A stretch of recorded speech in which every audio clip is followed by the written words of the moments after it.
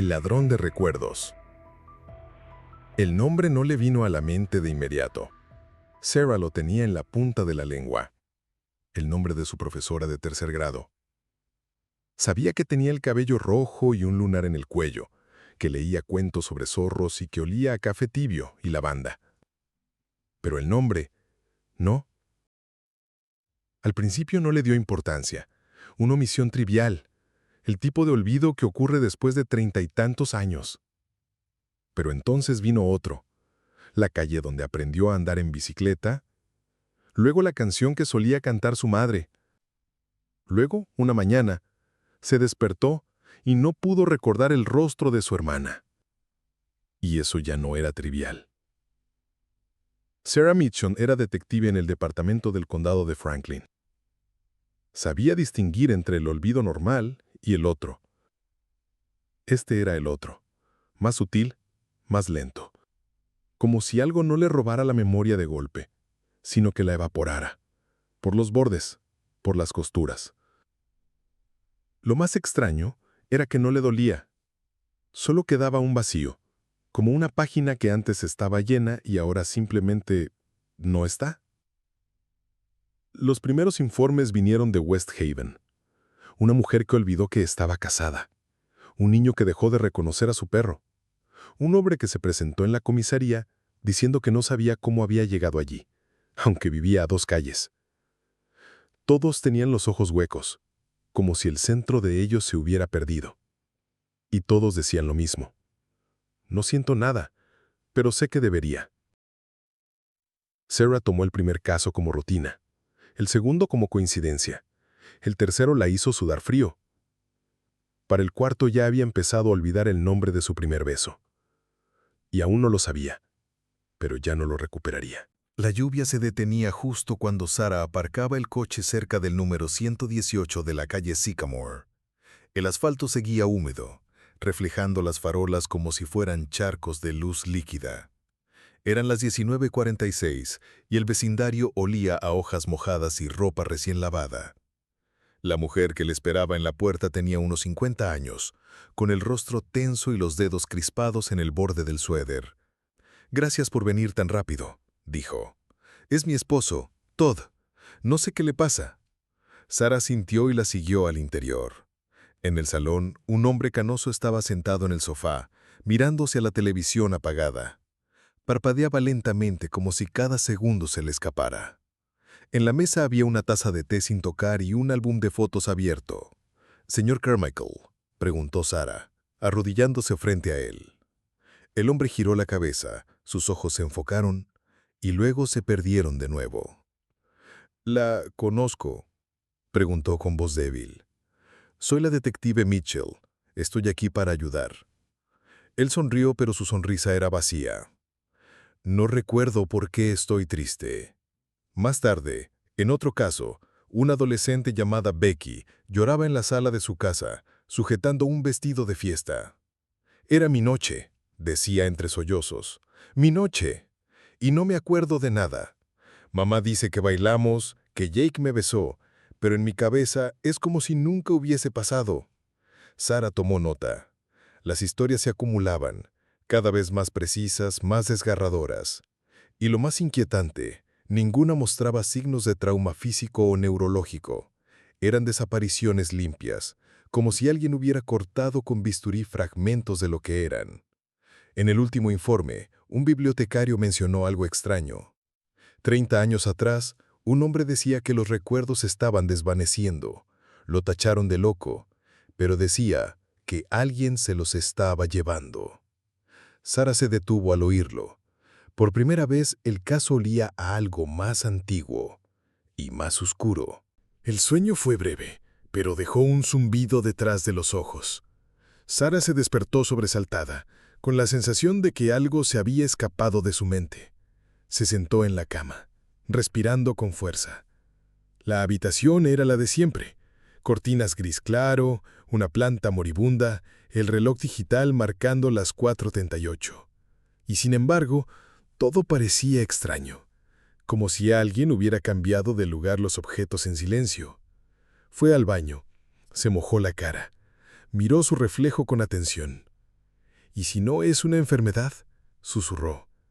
¿Y si no soy yo la que está cambiando, sino el mundo? En la estación los informes aumentaban. Gente que no recordaba eventos importantes. Padres que olvidaban el nombre de sus hijos por segundos y luego lo recuperaban con culpa. Incluso un maestro que dejó de reconocer su propia letra. Sara visitó a la señora Jensen, una madre joven cuya hija había dejado de responder a su nombre. La niña no estaba enferma. Jugaba, comía, dormía, pero no respondía cuando la llamaban Emma. «Es como si ya no fuera su nombre», dijo Jensen con la voz rota, «como si nunca lo hubiera sido». En medio del relato, la mujer se quedó callada y de pronto empezó a tararear una canción suave. «¿Qué es eso?», preguntó Sara. «No lo sé», susurró Jensen. «Creo que es una nana que le cantaba a Emma cuando era bebé, pero no me acuerdo de haberla sabido». Era como si algo dentro del cuerpo, más allá del recuerdo, aún conservara un eco, una memoria que no era racional, sino física. Sara salió con la garganta cerrada. Las palabras desaparecían, pero las emociones, esas se aferraban, como brasas sin fuego. El archivo central del condado ocupaba un edificio bajo, sin ventanas, con olor a papel viejo y electricidad estática. Sara lo conocía bien, pero esa noche, al cruzar el umbral, sintió un escalofrío. Solicitó los registros de incidentes sin explicación de las últimas 3 décadas. No solo desapariciones físicas, sino comportamientos extraños, confusión de identidad, testimonios fragmentarios. La mayoría eran ruido, errores, demencia senil, trauma. Pero uno destacó. 1989. Teatro Elm Creek. Una mujer afirmó que había perdido la memoria después de entrar al edificio. Nadie le creyó. Su expediente estaba lleno de tachaduras y observaciones clínicas como psicosis reactiva, fantasía disociativa. Pero había una foto, una marquesina rota y una frase garabateada con tinta azul. Me miró y me reconoció. Sara se quedó helada. Era una sensación vieja. Había estado allí antes. Sí, de niña, en una salida escolar. El teatro estaba cerrado, pero ella recordaba, o creía recordar, una figura en el palco, quieta, entre sombras, un par de ojos demasiado abiertos. La imagen parpadeó y se desvaneció. Volvió al presente. Revisó grabaciones recientes de vigilancia. En varios de los casos, antes de que la víctima manifestara el olvido, había un instante, apenas un segundo, en que miraban hacia algún punto vacío, una esquina, una pared, una puerta. Y luego parpadeaban, y ya no eran los mismos. Sara sintió cómo se le cerraba el pecho. No era solo un patrón, era un rastro, y lo estaba siguiendo. El nombre de Art Reynolds no aparecía en ningún sistema oficial.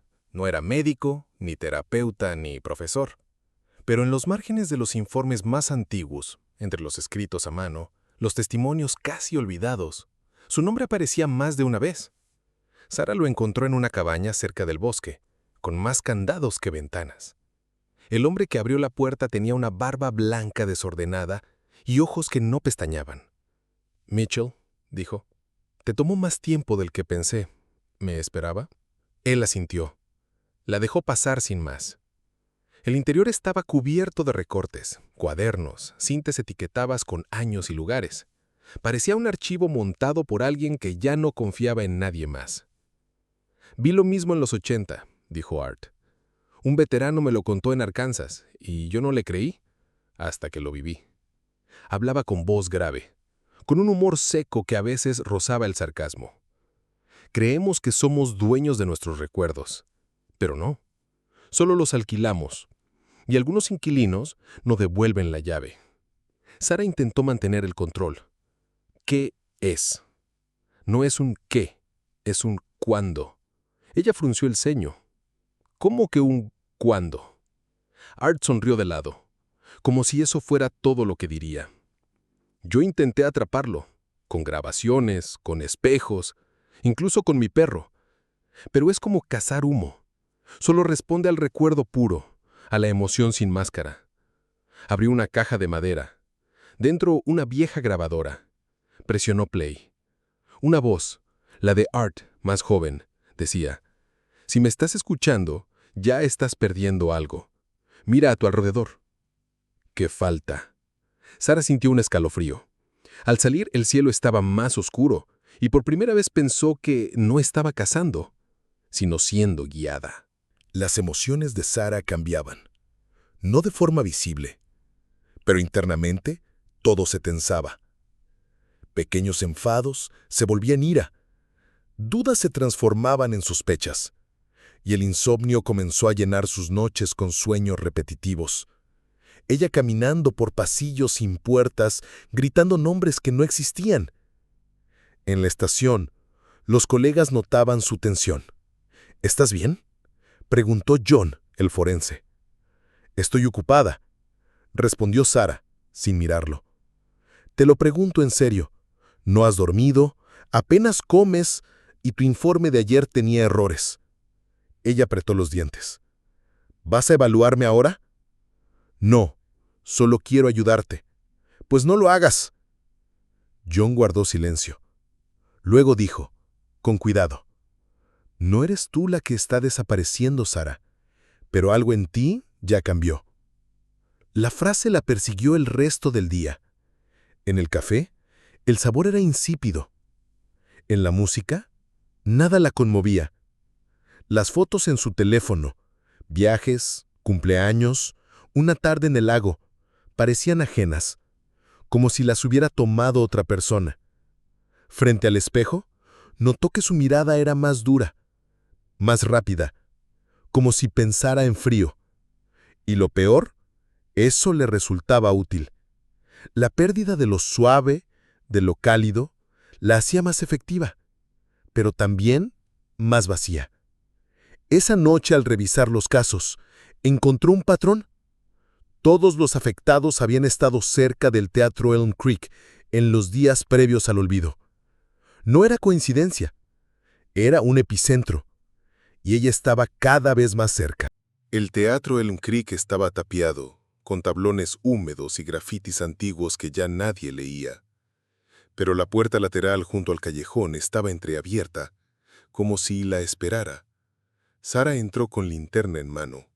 El interior olía a moho, madera húmeda y algo más, como si el aire estuviera impregnado de un perfume viejo y desconocido. Avanzó hasta el escenario. Las butacas vacías parecían mirarla. Allí, en el centro, una figura la esperaba. No tenía forma definida. Era como humo condensado, con una textura pálida, como ceniza suspendida. Pero cuando Sara se acercó, esa textura empezó a cambiar. Se volvió translúcida, cristalina, vibrante, como si el ser comenzara a despertar. Y entonces ella entendió. No quería su cuerpo, quería su historia. Sara sacó su libreta, empezó a leer en voz alta. Primavera de 1998. Yo tenía 11 años. Mi madre me llevó al lago. El ser se estremeció. Su superficie vibró como un cristal a punto de romperse. Llevábamos bocadillos. Yo me caí al agua y ella se rió, me levantó, dijo que olería a pez toda la tarde.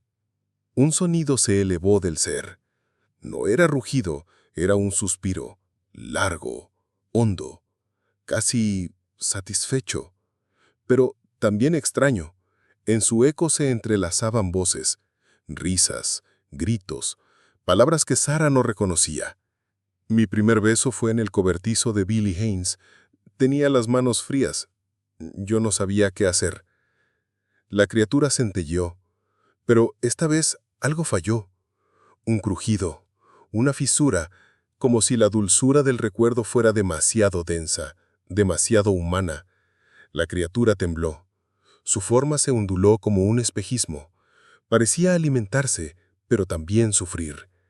Sara entendió, la belleza, la ternura, lo luminoso, eran veneno para él, y entonces supo cómo vencerlo. No se sintió como una victoria. Sara estaba sola en el escenario, frente al polvo humeante que había sido el ser. No quedó explosión ni grito. Solo el eco de lo que alguna vez fue alguien o algo hambriento de memorias. Pero ella ya no era la misma. Caminó hacia el espejo en uno de los camerinos.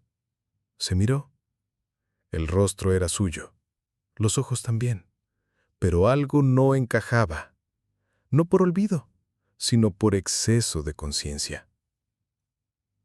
¿Eres tú?, susurró. ¿O solo lo que quedó? Recordaba la misión, recordaba el dolor, recordaba su deber. Pero ya no recordaba por qué amaba los otoños, ni por qué lloraba con cierta canción, ni cómo sonaba la risa de su madre. Las emociones suaves se habían ido. En su lugar solo quedaban las afiladas: culpa, furia, urgencia. Y con ellas, una mente más aguda, más rápida, más efectiva. Ya no dudaba, ya no se detenía. Era, por fin, lo bastante fría para sobrevivir. Pero sabía, con una claridad insoportable, que eso no era fuerza, era vacío. Y ese vacío, ahora, era todo lo que sostenía su voluntad. Al salir del teatro, la ciudad parecía más nítida, como si el velo se hubiera levantado. Sara sabía que las memorias volverían a sus dueños, que los niños recordarían, que los esposos se reconocerían, que las lágrimas que no entendían volverían a tener nombre. Pero para ella ya no habría retorno. Y aceptarlo fue su último acto de humanidad. La cinta en la entrada del teatro seguía ondeando con el viento. Nadie recordaba exactamente qué había pasado allí, solo rumores, pesadillas dispersas. Pero al cabo de unos días los ciudadanos comenzaron a recuperar detalles: la fecha de una boda, el olor de una cocina en la infancia, una canción que creían perdida. En el parque, un niño estaba sentado solo en el columpio. Sara se le acercó, aún con las ojeras marcadas, los ojos opacos. ¿Te sientes mejor?, preguntó ella, sin saber por qué. El niño asintió, pero luego bajó la voz.